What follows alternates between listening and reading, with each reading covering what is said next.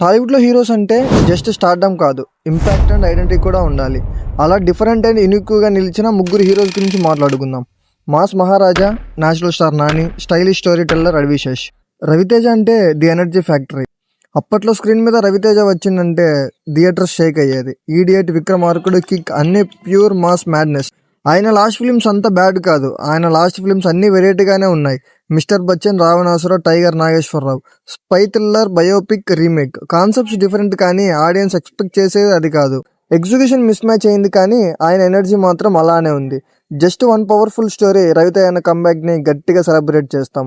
Second one Nani, the soul of the audience. ఒక అమితాబ్ బచ్చన్, ఒక చిరంజీవి గారు, ఒక నాని, అందరు బ్యాక్గ్రౌండ్ లేకుండా వచ్చారా? ఎవడికి ఎక్కువ ఎవడికి గొప్ప.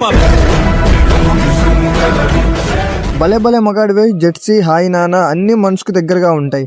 నాని స్క్రిప్ట్ సెలక్షన్ చాలా సెన్సిబుల్, హార్ట్ టచింగ్. అన్న నుండి ప్రతి మూవీ వర్త్ వాచింగ్ అయినా అండర్ రేటెడ్ గానే ఉన్నాడు.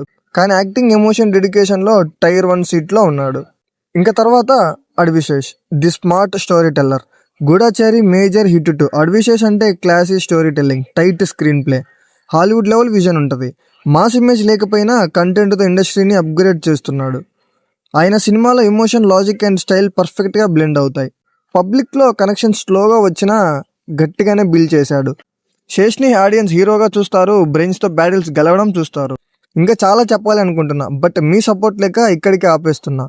ఈ ముగ్గురికి బ్యాక్గ్రౌండ్ లేదు అనకూడదు. వీళ్ళ ఫ్యూచర్ స్టార్స్కి బ్యాక్గ్రౌండ్ని క్రియేట్ చేస్తున్నారు అనుకోవాలి. ఇంకా వీళ్ళ గురించి చెప్పాలబ్బా, చాలా పాయింట్స్ ఉన్నాయి.